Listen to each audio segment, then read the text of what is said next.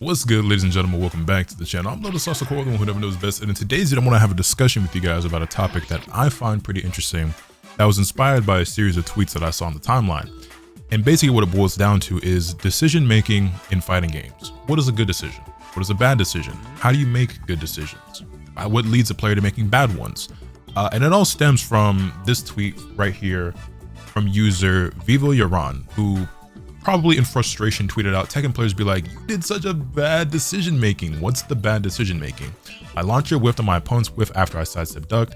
Game and community is overcooked. Now, like I said, this, probably venting after like a tough rank session or maybe even a loss like in a bracket, whether online or offline, doesn't really matter. But they seemingly probably got some advice from, I don't know, a stronger player, a friend, a streamer, a YouTuber, somebody that probably mentioned something like, oh, you got to make better decisions, or you have poor decision making.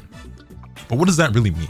And this is something that I feel like is decently common in fighting games, where you'll ask somebody for advice and they give you back something that's pretty vague, and it's like, well, what does that really mean? And then when you ask them to elaborate, they can't.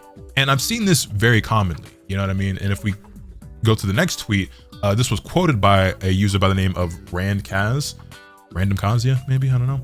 And they said, the whole make better decisions thing pisses me off because when you ask those people what's a good decision, they can't even define it. I can't function based on vibes or things like it felt right to hop kick at -8 here. Tell me, what is your brain thinking when deciding to hop kick? And I understand the frustration because I'm somebody who is personally of the opinion that the vast majority of the fighting game community are horrible teachers. They are very, very bad at teaching new players, especially how to play fighting games. That is why I am so grateful that so many great content creators have arisen, like a Sajam, like a Diaphone, like a FeedEx. There's a lot of great creators out there. Lord, now I'm sorry, I'm not gonna sit here and name everybody, but there have been some players who have gotten into the content creation space and have grown a lot in the last few years that do teach people how to play these games and have gotten really good at doing so. They are the outliers. They are obviously the model students, or I guess teachers in this case, right? But the majority of the people in the fighting game community are terrible at explaining things, at defining things, or at teaching people how to play the game. And I say this as somebody who has seen it firsthand time and time and time again. I cannot tell you how many times I've been in a random Twitch stream and there's a streamer who is learning how to play a fighting game, brand new game that they haven't played before.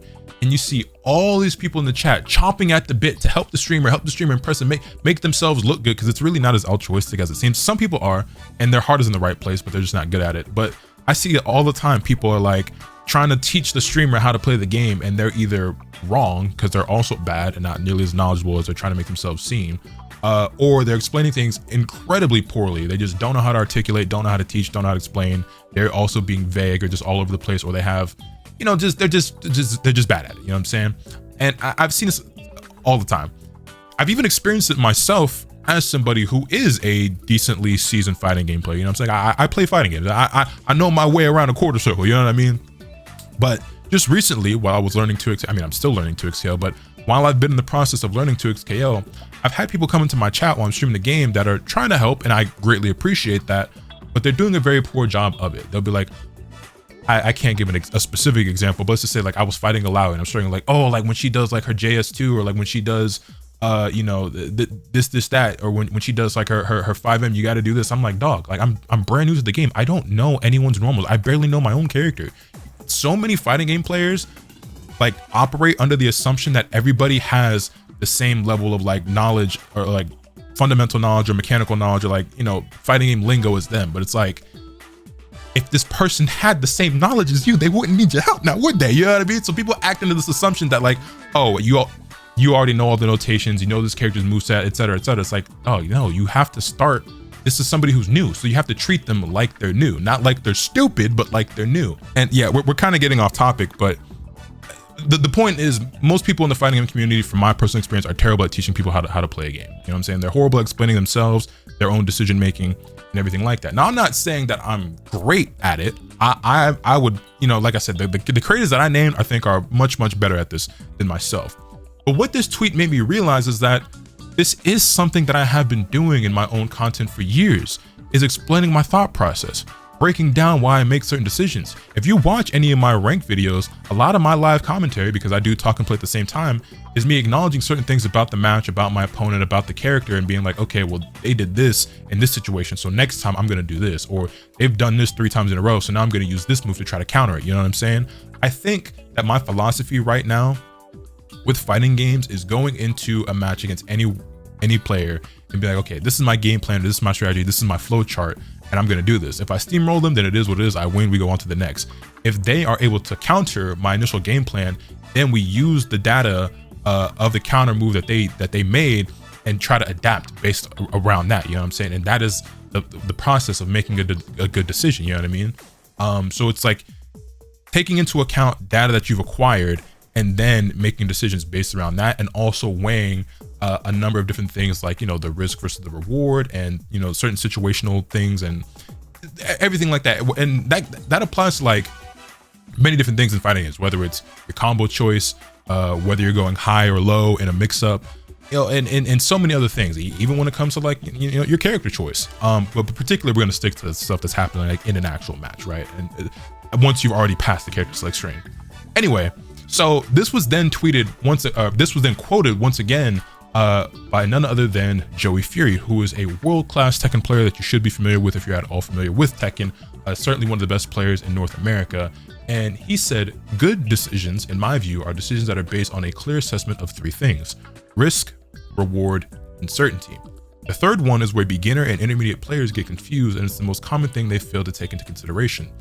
Now, I do slightly disagree with him, but I guess it also depends on what your definition of beginner and intermediate is, because, I mean, I feel like in my experience, from me playing these games and learning these games, most beginner players are not considering the risk of what they're doing whatsoever. In fact, they're not considering risk or certainty. It's literally just reward.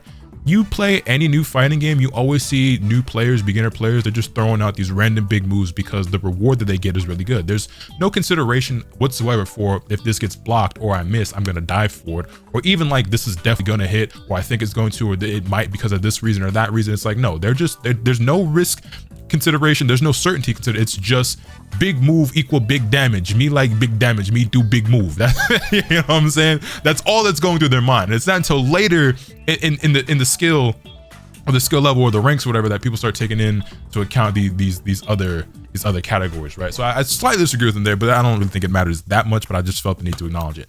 That being said, he then replies to this tweet, and I read like these first couple of tweets, and then I realized how much longer this thread is, and I found it all fascinating. I didn't read through the whole thing, but I decided it would be interesting to get on here and read through the thread and just kind of add my commentary or my thoughts, whatever, to it as we go through it. So yeah, the third one is where beginner and intermediate players get confused, and it's the most common thing they fail to take into consideration. And these are things that you see me bring up all the time. And again, it has never been like intentional or like something I've directly done, you know what I mean, with assessing these things out loud, but it just naturally became part of how I do my commentary. But we talk about it all the time. It's like, oh, I want to say we're playing Dragon Ball. It's like, okay, he's got 4 bars a meter, so I don't want to do anything. I don't want to do anything that's too committal. Or like, even if we're playing Tekken, right? It's like, he's got rage. It's like, I want to go for a throw here off of this heat dash, but if he mashes Rage Art, then I'm gonna die. If it's like Dragon Ball, it's like, oh, he's got 4 bars a meter. If I go for Dragon Rush here, he might raw level 3 and I might die. So instead, I'm gonna do something safe here to where the Rage Art won't be able to kill me. And like also based off the amount of health that he has,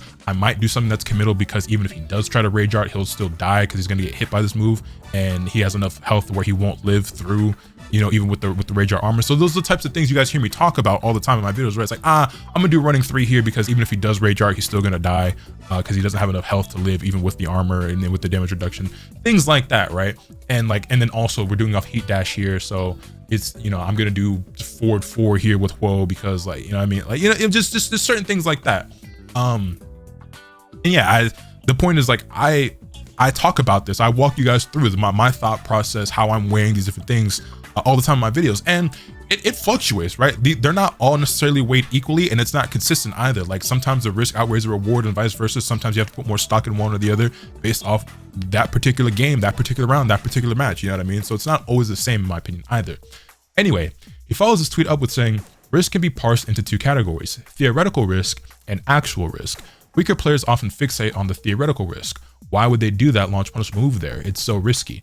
And again, I think we have to be careful. I'm not saying that he has to be careful, but I want to kind of define a little bit, or take note of what we're defining as a weaker player, because weaker player doesn't necessarily mean beginner either. Like I myself would say that I'm intermediate, you know what I mean? And I would consider weaker player in this case as somebody who's a little bit worse than me, where it's like, you know, oh, I'm not just gonna randomly throw out like Hwadong back 3 because that move is launch punishable. Like if it gets blocked, I'm gonna die, right? Sometimes you do things off vibes, like this person said, but sometimes there's calculation behind it, right? And sometimes the reward will outweigh the risk. It also depends on, like, again, other situational things like, well, I have way more health than he does, and I don't have the execution to do a just frame skyrocket, but I really want this launch. If I get it, he dies. If I'm wrong, well, he'll get the launch, but I'm not gonna die for it. I still have a big lead. I'm up 2 rounds to 1. You know, so you start considering all these different factors, right? And so the theoretical risk will often outweigh the actual risk when you're somebody who isn't as knowledgeable or doesn't have as much awareness, or you know what I mean, and everything like that. So yeah, and if you watch high level gameplay, sometimes you will see players do risky things, or like, and sometimes you might think, so well, why would he do that there? There's a reason why. And again, I think there are 2 aspects of fighting games. There's a calculative side and there is an instinctual side or vibes based side, and some players lean more towards one or the other. I think the best players have a combination of both. Even some of the more unorganized and unorthodox players, they still have in their mind something that makes sense in a game plan and things that they're doing based off of data that they've gathered or experiences that they've had, whether it looks that way to us or not.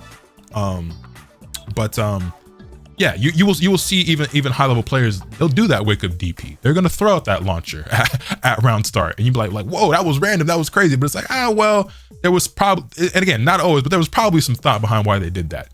And I try to break that down when I can observe it. And then obviously you have people who are even better at that than myself, such as FeedEx, who will give you all sorts of context and nuance to these situations whenever he's watching a tournament. And watching that type of content, I think, is very helpful for learning the game and understanding things at a deeper level. Anyway, moving on, Joey says, strong players are often good at assessing actual level of risk in the context of a match. This option is risky on paper, but my opponent doesn't know the matchup well enough for it to carry higher risk in actuality. This is sometimes more casually referred to as disrespect, which again, great point, right? And this is something that you guys, again, will hear me acknowledge from time to time in my videos. It's like, oh, like I should just use this move more because it's, even though it's launch punishable, he's not launching me for it. And you guys have probably done this to yourselves, whether you recognize it or not, but it's like, oh, like I'm using this string that I know is like really negative on block, but every time my opponent blocks it, they're not punishing me that hard for it. So I'm gonna just keep on doing it.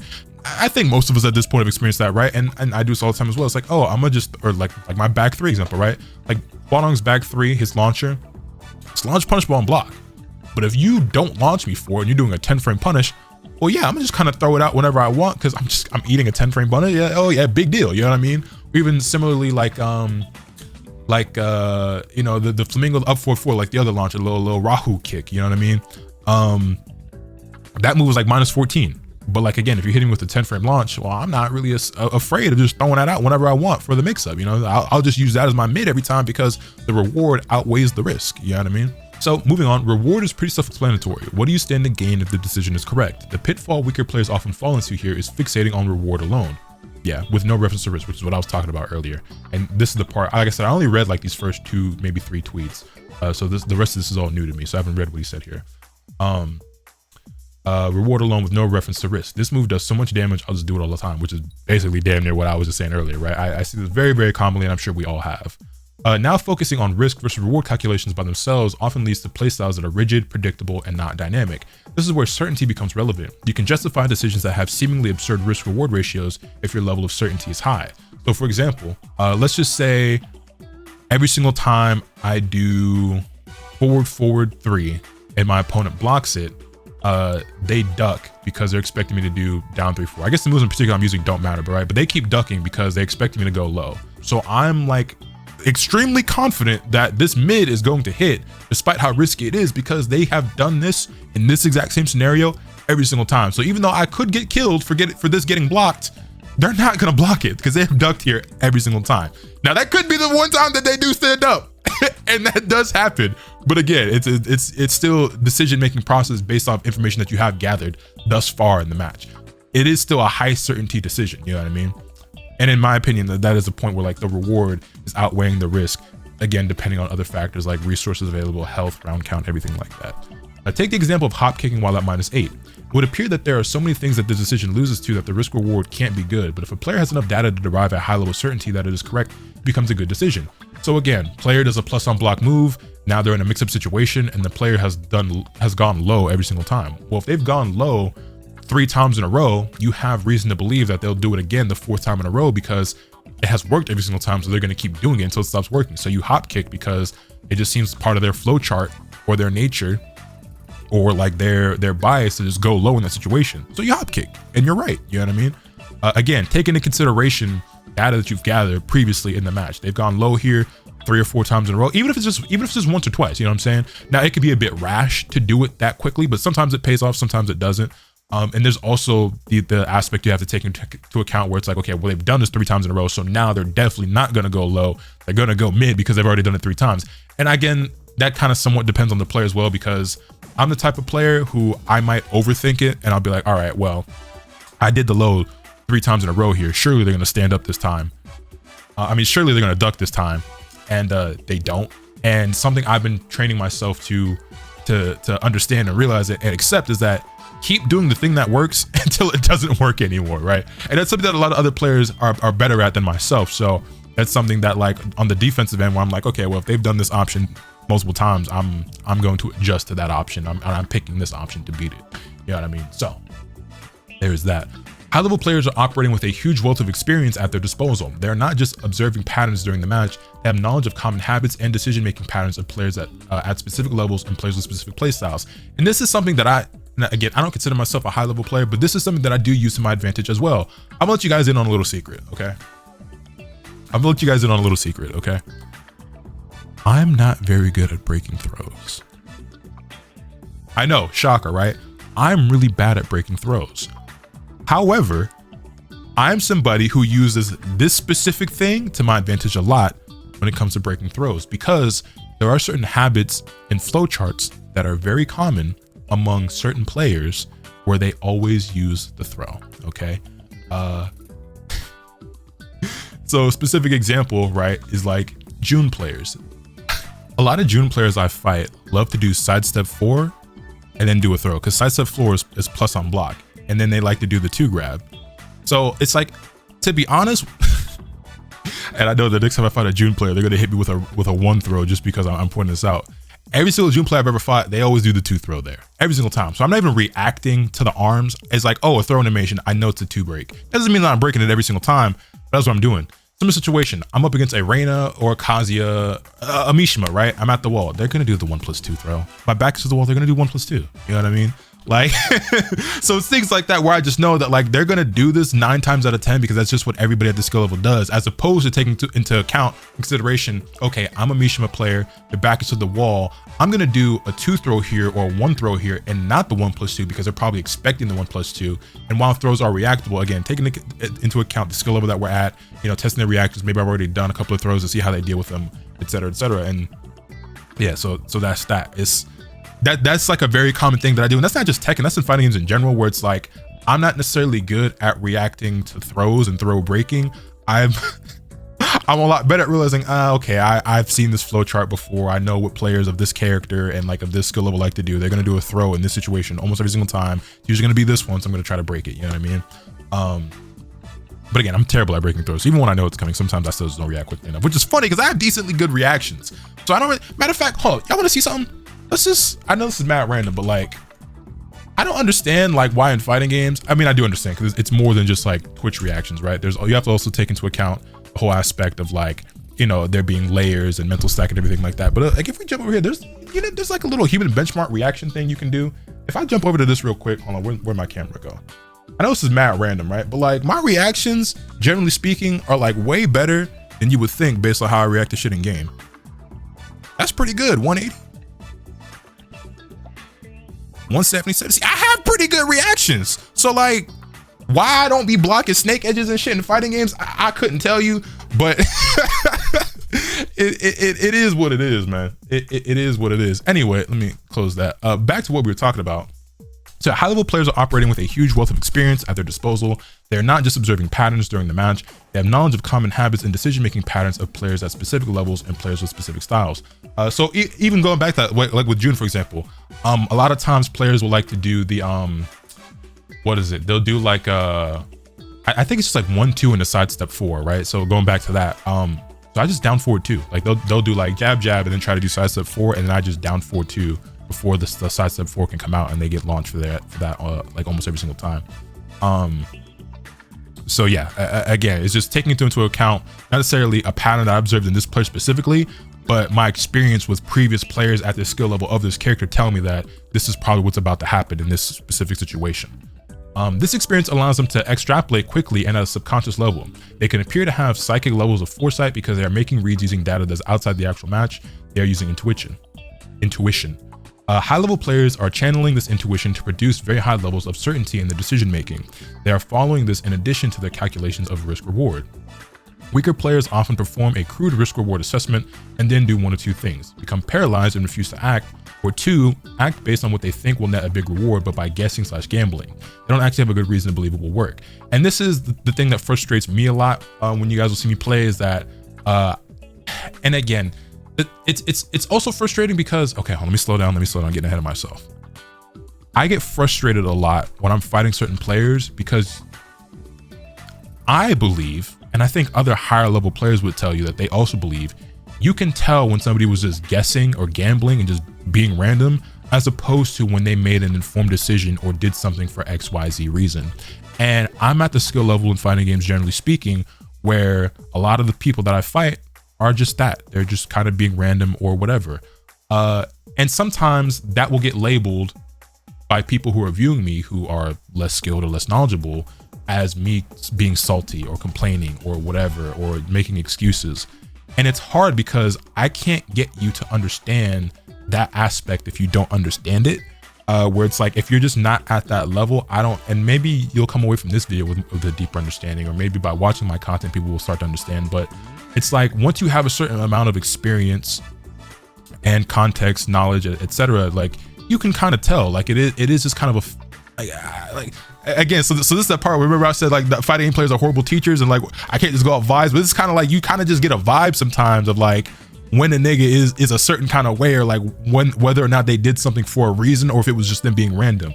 But especially like at certain skill levels, you kind of just know, you know what I mean? Like, because based off other things that they've been doing throughout the match, and also not to say that everything boils down to a player's rank, but also just like based on the rank, it's like, well, if you were really the type of player who was capable of doing this, you wouldn't be playing at this level right now, you know what I mean? But whole other thing.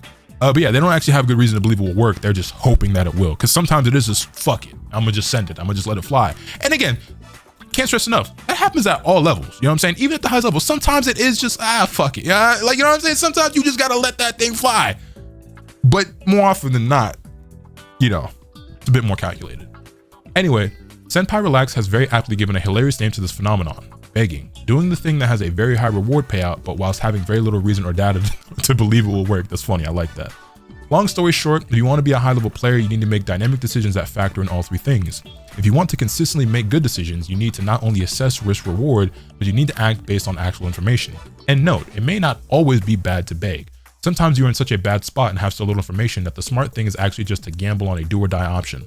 The point is to be dynamic, which is why you'll see players throw out a launcher and then die for it at the end of a round, which is why you'll see players, you know, do a rage art or a raw level 3 or whatever, because it's like they're in a really tight spot. It's do or die. If I'm right, I win.